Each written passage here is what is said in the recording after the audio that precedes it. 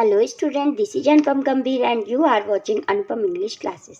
Students, आज के इस वीडियो लेक्चर में class 11th English Hornbill book से poem father to son last poem है हॉर्नबिल बुक की, जिसको कंपोज किया है एलिजाबेथ जेनिंग ने। इसके हम 33 MCQs कवर करेंगे इस वीडियो में। तो चलिए स्टार्ट करते हैं फर्स्ट क्वेश्चन से। Who is the poet of the poem father to sun?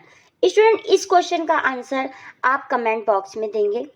Next question start करते हैं second.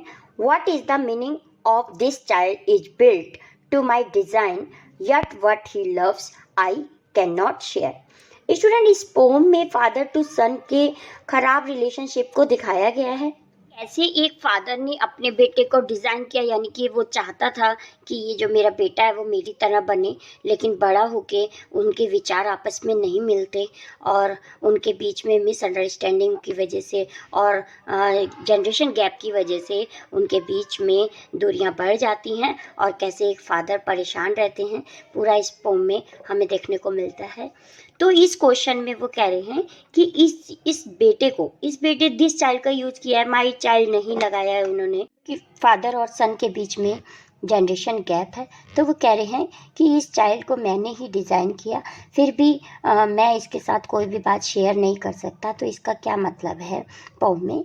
His son looks like him yet they do not have anything to share. इसका means ये है कि जो उनका बेटा है वो उन्हीं की तरह दिखता है, यानी कि देखने में वो बिल्कुल वैसा ही है अपने फादर की तरह, लेकिन फिर भी वो उनके साथ कुछ भी शेयर नहीं कर सकते, ना उसके लाइक और डिसलाइक भी फादर को नहीं पता है। तो नेक्स्ट क्वेश्चन पे आते हैं। What is the poem father to son about? ये फादर टू सन जो पोम है वो किसके बारे में है? Unsettling relationship between father and sun.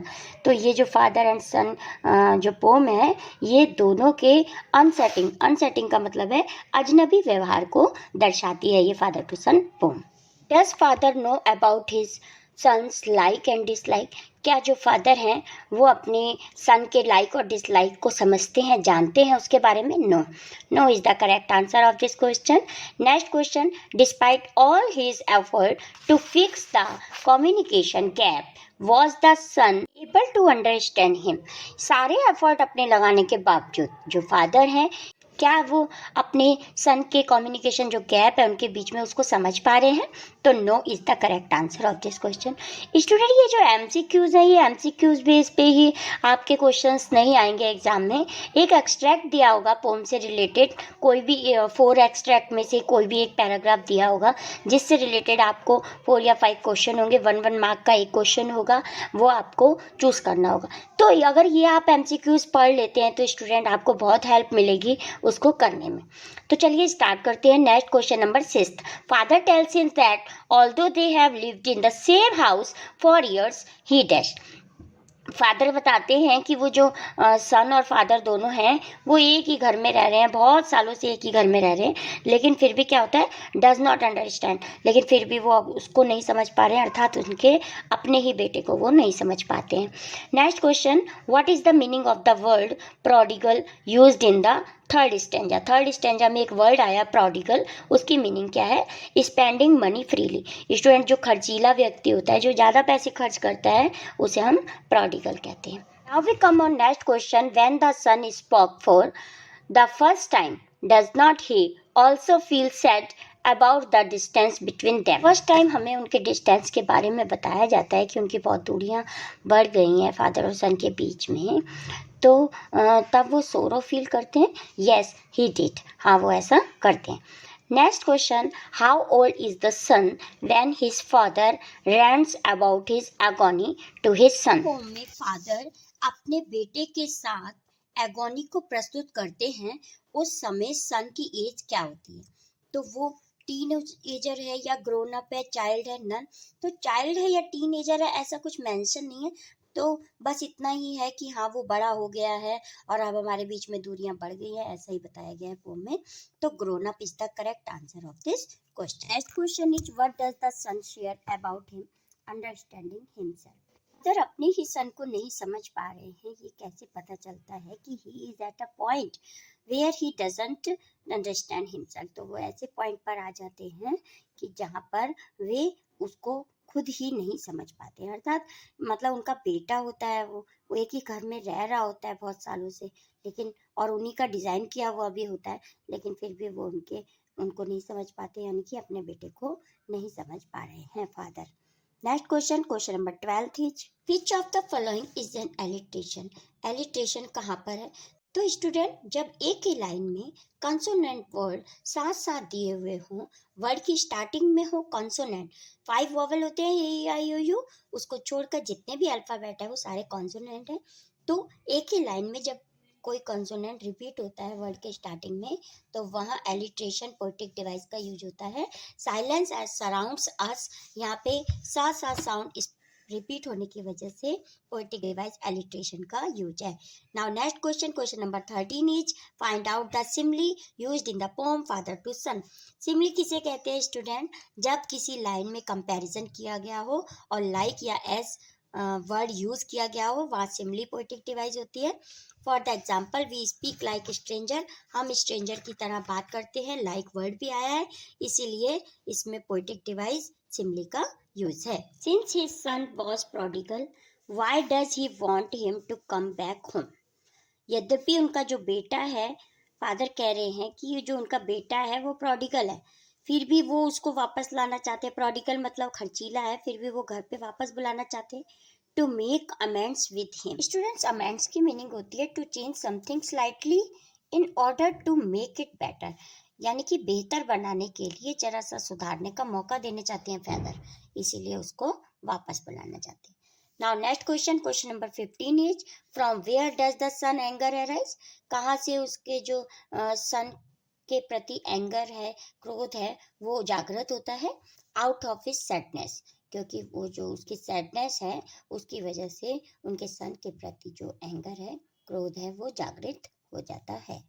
Now we come on question number 16, what happened when he tried to build a relationship with him in his childhood. क्या होता है उस समय जब जो फादर है वो अपने सन को बचपन की तरह, जैसे बचपन में उनकी रिलेशनशिप थी ना, जब वो छोटा था सन, फादर और सन के बीच में रिलेशनशिप थी, खेलते थे साथ में मिलके, हंसी मजाक करते थे, खेलते थे, गेम्स खेलते थे और बात करते थे आपस में, तो वैसा ही करना चाहते हैं। तो उस समय क्या होता है? His efforts were in when. जितने भी एफर्ट्स वो लगाते हैं, फादर जितने भी एफर्ट्स लगाते हैं उनको सुधारने के अपने चाइल्ड को, वो सब वेन यानी कि व्यर्थ हो जाते हैं। Now next question, question number 17 is why was the father ready to forgive his son. जो फादर है वो अपने पुत्र को क्यों क्षमा कर देना चाहते हैं? टू लेट गो ऑल सोरो ही इनसाइड। तो जितनी भी उनके अंदर सोरो है, जितने भी दुख हैं, वो उनको सबको भुलाकर उनको अपना बनाना चाहते हैं, अपने बेटे को। Is there a silence between the father and son. क्या फादर और सन के बीच में साइलेंस होता है, मतलब दोनों आपस में बिल्कुल बात नहीं करते? तो yes is the correct answer of this question. Now next question is why does the father use I am in a line?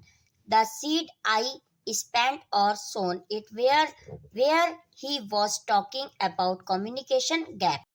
So student, इस लाइन में फादर ने आई का यूज क्यों किया है? To acknowledge his role in the communication gap. अपना जो उनके बीच में, फादर और सन के बीच में कम्युनिकेशन गैप हो गया है, उसको प्रदर्शित करने के लिए फादर ने यहाँ पे आई का यूज किया है।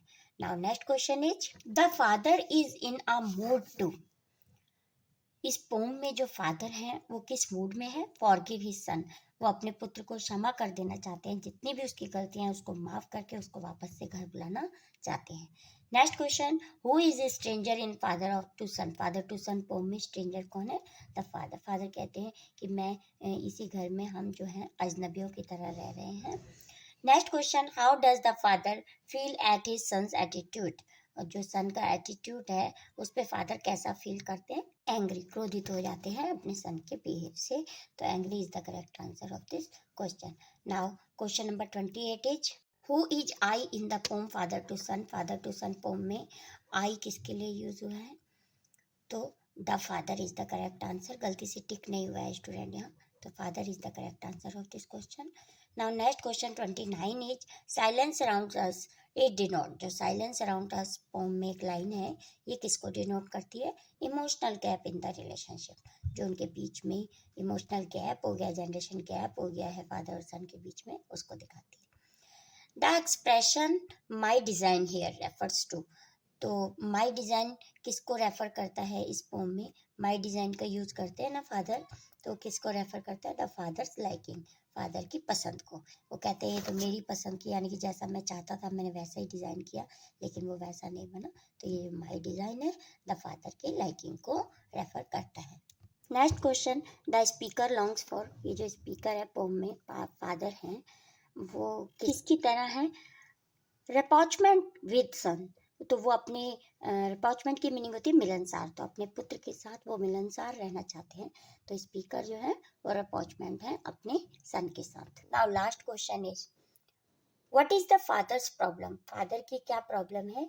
He fails to understand his son's feeling, वो फेल हो जाते हैं, वो सबसे कहते हैं कि मेरे सन और मेरे बीच में जनरेशन गैप हो गया है, मैं उनके लाइक डिसलाइक को नहीं समझ पा रहा हूँ, लेकिन सबको बताने के बाद भी कोई उनका सॉल्यूशन नहीं निकल पाता है और वो उसकी फीलिंग को, अपने बेटे की फीलिंग को समझने में फेल हो जाते हैं। तो he fails to understand his son's feeling is the correct answer of this question. तो स्टूडेंट, इस वीडियो लेक्चर को यहीं कंप्लीट करते हैं। I hope this video lecture is very helpful to you. If yes, please like this video, share this video with your friends, with your classmates. मिलते हैं आपसे next video lecture में। Thank you so much for watching, bye.